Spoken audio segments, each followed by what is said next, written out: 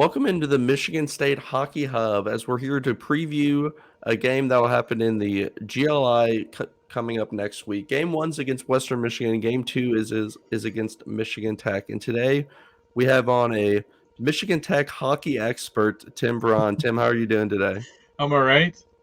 So Tim has a podcast of his own, and I'll give him some time right now. Tim, can you kind of tell us about your podcast, how you got started, and how long you've kind of been following Michigan Tech hockey?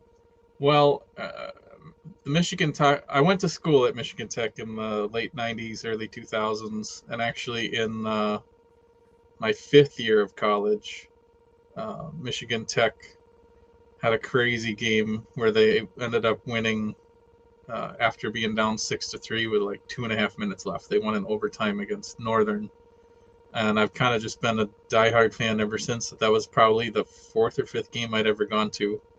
And it kind of made me a rabid fan. The rest of that year, I went to pretty much every game, home and away, and got on the local TV. And a buddy of mine's, after college, had me start a blog with him, Tech Hockey Guide, which is still going strong. And then 3 years ago, we got a supporter of ours to donate some money to help us get some microphones and recording equipment, and started a podcast called Chasing McNaughton 3 years ago, and going strong. We just got done interviewing Michigan Tech's athletic director a couple days ago. That'll be out on Thursday, or probably I'll be out on Friday, depending on how motivated I am this afternoon. And then the week before, we had a chat with Dr. Bill Sproul, who recently retired as a professor at Tech and wrote a book about the 100 years of Michigan Tech history. So we've had a couple good interviews the last couple weeks, and then our next one will be Don Lucia, actually, is coming back on the podcast on January 3rd. We're recording with him. We recorded with him over the summer to kind of preview the start of the CCHA. And unlike you, I forgot to hit record that day. Oh, no. So that podcast is in the wind. Nobody will ever hear it. We have audio of all of us because we recorded on our own, but we didn't make Don do the same. So that episode is lost forever. And it was I'll keep saying it, but it was a great chat. And it's sad that it's gone, but we're happy to have him back on here to start off the second half of the year. Out there in podcast heaven somewhere. Yep, somewhere. That well, so far I haven't been able to watch much of Michigan Tech, but just kind of looking through, in their record alone and Michigan State's record are both very similar. Both have 10 wins, 7 losses this year. So I was just wondering if you can kind of just give us a close up view from explaining to someone like me, an outsider, about just how good this Michigan Tech team is. Yeah, well, so first off, I know the records are pretty similar, and I guess even after I did this other analysis, it looks like they're still pretty similar. But the one thing you need to know about Michigan Tech is they've only lost 3 times in regulation this year. 4 of those losses have come in the 3-on-3 wonky overtime. Oh, yeah. So, and then they've got 1 overtime win, which was their last one against St. Thomas that should have never gone to overtime. They gave up 2 extra attacker goals in like the last 5 minutes to tie it with St. Thomas, and then 1 in overtime. But Michigan Tech is very sound defensively. They're, I think, 6th in the country in goals allowed. Their scoring is coming around, but they're still struggling on that. I bet if I actually had like the in-stat stats, I would see that, they're probably scoring on 1 out of 9 or 10 scoring chances instead of the like 6 to 8 that you would really like to see. But there's so many things that they're doing really well. Like the penalty kill and the power play are both, I think, top 10 in the country. They're taking some of the fewest amount of penalties in the country. It'll be interesting to see how that goes with Big Ten refs this week or this series. Whatever you want to call it. I refuse to call it the GLI because it's not right. But yeah, I don't really know why it's not a tournament or anything. I don't know why they're calling it that right now. I think it's just because it's they want the name for the tradition of it, but it's just a showcase that's happening in those barns. And from what I gathered from our chat with Suzanne, it sounds like a lot of the reason they ended up doing what they were doing was uncertainty with COVID. So staying in team building gives them a better opportunity to not worry about someone else deciding to cancel it over COVID concerns. Yeah, that makes sense. Not that that really makes me any happier. I would have much rather seen it in Grand Rapids or something for 1 year if it couldn't be at Little Caesars Arena because of congestion from last year. But most fans will probably be surprised to see that Michigan Tech, I think, is 14th in the pairwise right now. Yeah, they're pretty high up there actually. When I was looking into that, I was a little bit surprised. And then once I looked into their record a little bit, I noticed, that this is a pretty good team. Yep, they haven't been blown out by anybody. I mean, they did get swept by Minnesota State, but they forced overtime one night. They should have stolen that game because they had a breakaway with like 5 seconds left, and our best player had the chance to score on it and just didn't get the puck quite elevated above the pad to get the game winner. I was at that game. That was a little frustrating to be right there and see it not happen. And then the following night, they played a better game, but just couldn't score and ended up losing, I think, 3-0 on an empty netter. So it's not, when you actually break it down and look at like the record, like they should be a top 15, top 10 team if they can. Like Coach Sean always preaches growth throughout the year, so they're in a good spot, and if they can fix some of the things that aren't working quite right and continue to stay good defensively, that there's no reason that they shouldn't be there, especially if they can do some damage over the break here against your team and Michigan. Yeah, so the quote-unquote GLI is not going to be easy for the Spartans. Western Michigan is a really good team, 13-5. And as we're hearing right now, Michigan Tech is no slouch itself. So it's going to be a tough matchup in Munn. What would you say is the greatest strength and greatest weakness for Michigan Tech? The strength is all the blue line and the defense, or the defense and the goaltending. And I say that as the whole team. Like the forwards are definitely a big part of that, where Blake Pietila is the clear number one. I haven't looked at his numbers lately, but yeah, like the defense is allowing, I think, just over 2 goals a game, good for 6th in the country, and it basically exactly the kind of team Joe wants. He wants a game where if we get 3 goals, we should win. He has always preached defense first, and that seems to be what's happening. There's been a ton of games this year where the other team doesn't even get 20 shots. And Michigan Tech has only allowed 3+ goals in regulation, I think 5 times this year. The one caveat to that is all 5 of those have happened in their last 8 games, so they're kind of trending a little bit in the wrong direction, but they've also played some better competition in that too. Bemidji State's had a pretty good offense for most of the year. Now, granted, Minnesota State kind of shut them down and whatnot, but it's been a good year defensively. And then I'd say the biggest weaknesses have been face-offs. It's pretty typical for them to win 40%, 45% of their face-offs on a good night, and then finishing on scoring chances. As I mentioned earlier, one of the I've seen 3 games in person, and I think all 3 of them had a breakaway that Michigan Tech didn't finish. So it's been tough to see how many opportunities and great opportunities they've had to score and just didn't finish. And other than like their top guy, that's kind of been their biggest problem, is they've gotten and created a ton of chances, and hopefully if they can just get some confidence and find that scoring touch, that'll get better in the second half.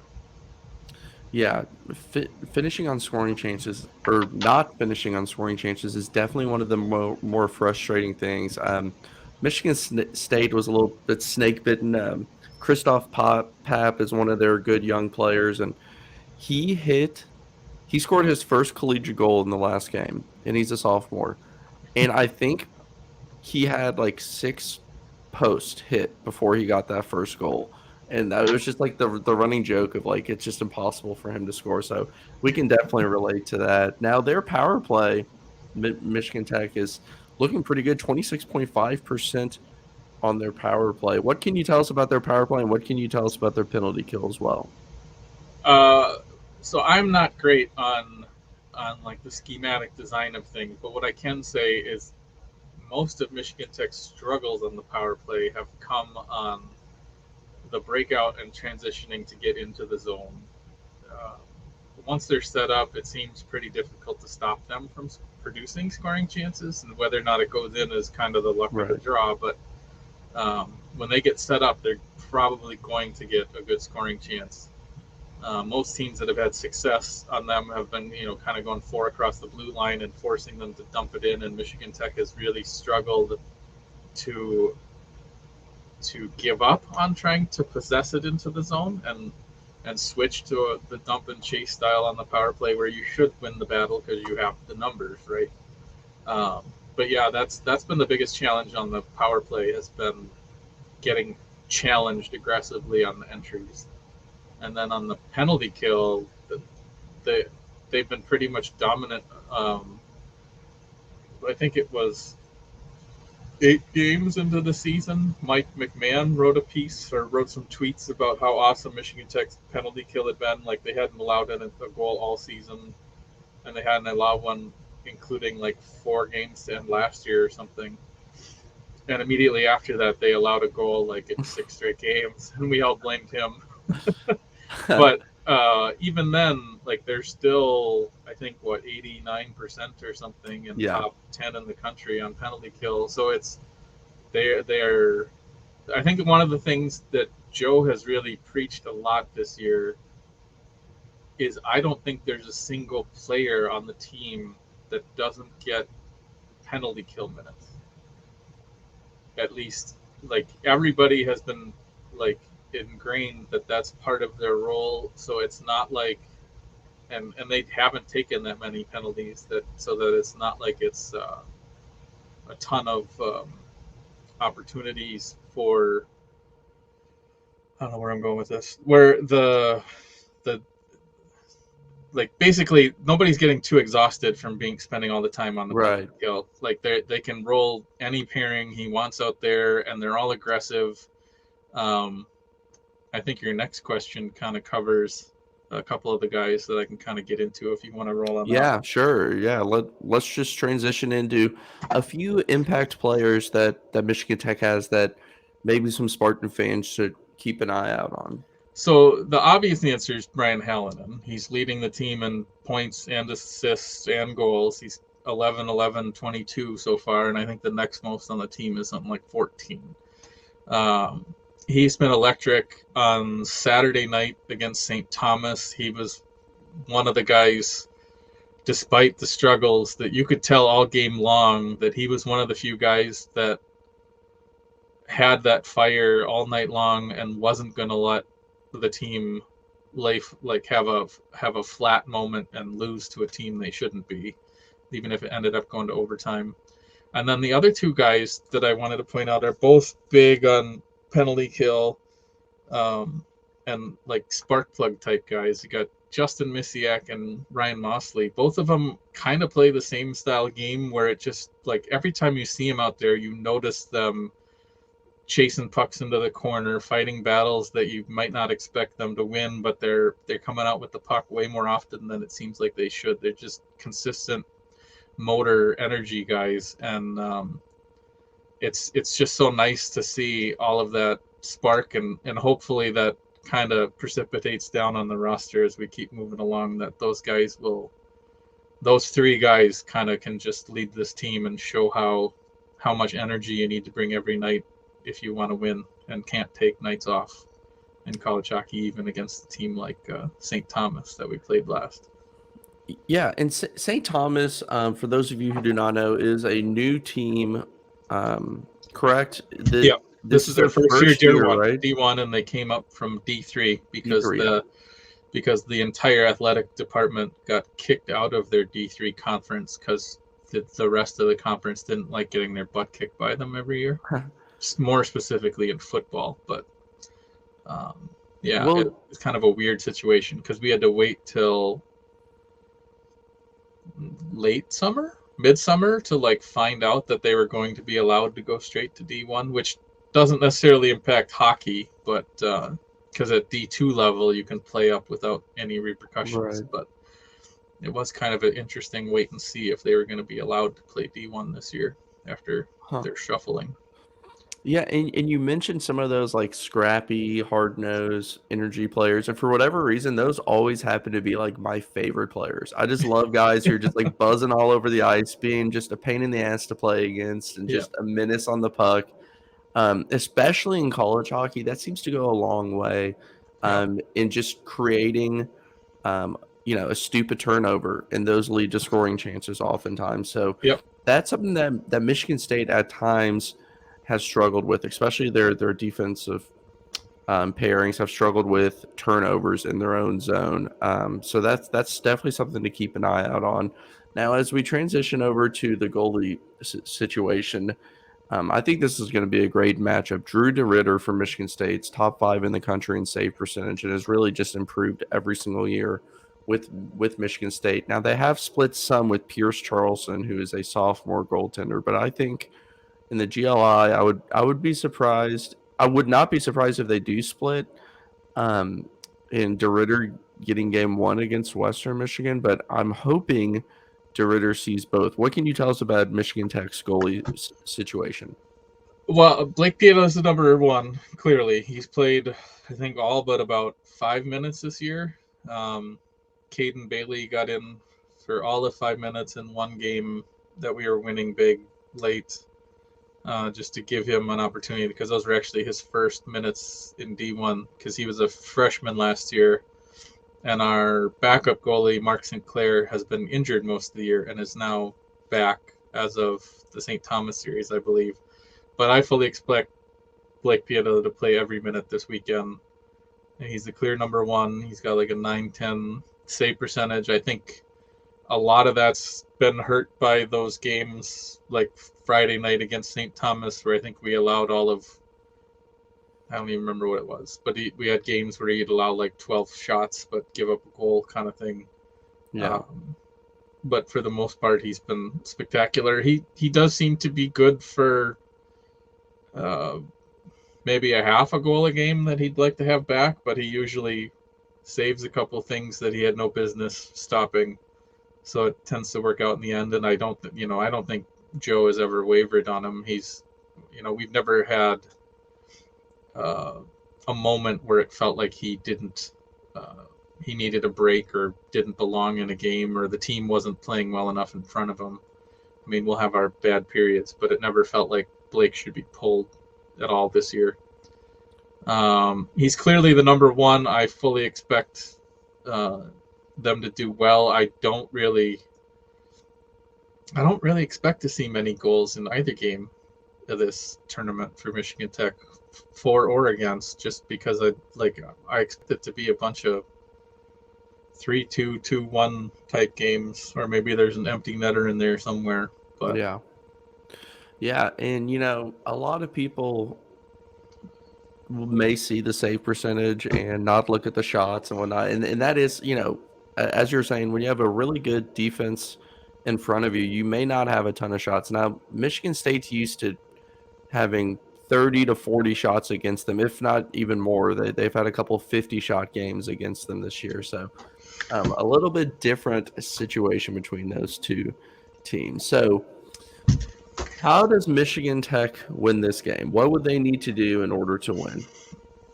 Well, I have to think it's going to include some special teams, win the special teams battle of staying out of the box and scoring one or two when they get their chances on the power play, and generally, I just think it's going to be. I honestly think the going to overtime with St. Thomas, which I keep bringing that up, but having that disappointing result against St. Thomas, which cost them a point and cost them, I think, like 100 points in the pairwise. I have to think that they're motivated. I know it's a little hard coming out of this holiday break and going down, especially now that it's not a neutral site. It might be a little different that way too. But I just think they'll come out and have a good game. It'll be interesting to see how much Joe changes the lineup too, because you guys are second for us, right? Yes. Yeah. So coming out of that game against Michigan and then going up to Munn the next day, I don't know. I just think Michigan Tech. I know we just did our podcast, and I think all of us picked Michigan Tech to win both games, and I will be thoroughly disappointed if they don't. Mainly because, from a Tech fan perspective, like there's no reason Michigan Tech shouldn't beat Michigan when they're missing 8 players, I think, to World Juniors. Yeah. Not that Michigan didn't used to thump us in the traditional GLI, missing a bunch of players back in the day, but it's a little different now because I don't think that, Michigan Tech's a good team. They're 14th in the pairwise right now. I think they should be fighting for an auto bid all the way along, or at-large bid all the way to the end. And I think the biggest way that it doesn't happen is if the penalty kill isn't on, or they just get, I don't know. If Michigan Tech plays their game, I don't really see how they lose. But Okay, well, I guess you were predicting the Michigan Tech win. I am going to predict a Michigan State win. And honestly, my super analytical reason why is just because last night I picked Western Michigan. So I don't want to pick 2 losses in a row for the Spartans. But where Michigan State is in the pairwise, they're, I think, 20. They're right on the outside looking in. These 2 games are not big for conference, obviously, as they're not in the Big Ten. However, pairwise, wow, rankings, yeah. It's really important. So I'd be happy if Michigan State can come out with one of those. Now, before we let you go, I do have a video for this to be played. So if you are listening on Spotify, you can check out our YouTube video, Michigan State Hockey Hub. But here's the video. Point. Controlling on the right side. Sent over, weak side scores. One-timer there by Saliba on the back door, and it's a Sam Saliba goal from a random Michigan Tech game, I think in 2018 or 19, the last time we played. So I just found that on the internet when I was doing some research. I think Michigan Tech won that game, if I remember correctly. I'm probably so. Michigan Tech is, it's. We haven't gotten to play I guess every other year in the GLI we get to play, but it's been fun. I know I think the highlight of the chat with the athletic director was her talking. It was kind of funny listening to her talk about how the other schools, and I don't know if she basically Michigan and Michigan State did not like playing in the third place game at noon or 11 a.m. that they have to do do that triple header. And we all just got a good laugh and basically said, well, then don't lose the semifinal. Yeah, exactly. Michigan State has been bad in any type of tournaments. I mean, so the Big Ten's been around for I don't know how many years, 7, 8 years, whatever it is. Michigan State has never won a Big Ten tournament game in hockey, ever. Even when they did best 2 of 3 series, they just haven't won one before. So I don't want to go down that rabbit hole. I'm in a good mood. I don't want to bring that up. But, hey, Tim, thank you so much for joining us today. You can follow Tim and all of the great work that they do covering Michigan Tech hockey at Tech Hockey Guide on Twitter. Tim, thanks so much. Yeah, thanks for having me. It's great.